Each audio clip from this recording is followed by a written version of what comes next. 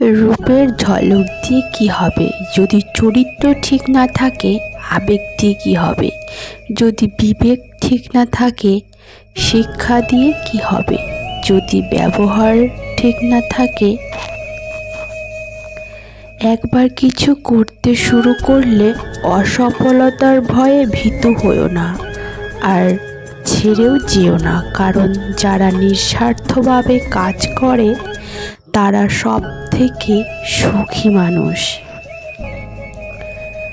জীবনে অতিসৎ হইও না, কারণ জঙ্গলের সব থেকে সোজা গাছটাকেই প্রথমে কাটা হয়। ঠিক তেমনি অতি সৎ ব্যক্তিরাই বেশি বিপদে পড়ে। দরিদ্র, রোগ, দুঃখ, বন্ধন এবং বিপদ সব কিছুই মানুষের নিজেরই অপরাধরূপ বৃক্ষের ফল। খাবার যতই দামি হোক, পচে গেলে তার যেমন কোনো দাম থাকে না, তেমনি একটা মানুষ যতই শিক্ষিত হোক না কেন, মানুষত্ব না থাকলে তার কোনো দাম নেই। শক্তিশালী সে যে নিজেকে রাগের সময় নিয়ন্ত্রণ রাখতে পারে।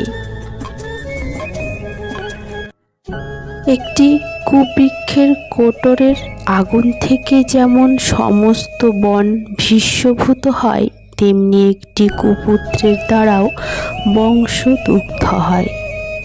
সাপ যদি ঘরের মধ্যে ঢুকে যায়, লোকে তাকে লাঠি দিয়ে মারে, আর যদি সাপকে মন্দিরের শিবলিঙ্গের উপর দেখতে পায়, তখন তাকে পুজো করে, দুধ খাওয়ায়। সুতরাং লোক তোমাকে সম্মান এমনই করবে না, করবে তোমার স্থান আর পরিস্থিতি দেখে। মানুষের নিজের কি আছে?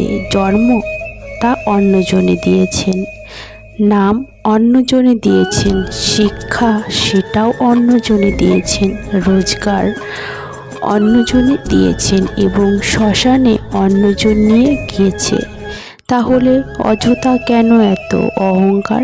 যোগ্য মানুষ কখনো অন্যের সমালোচনা করে না, যোগ্যহীন মানুষই সবসময় মানুষকে সমালোচনা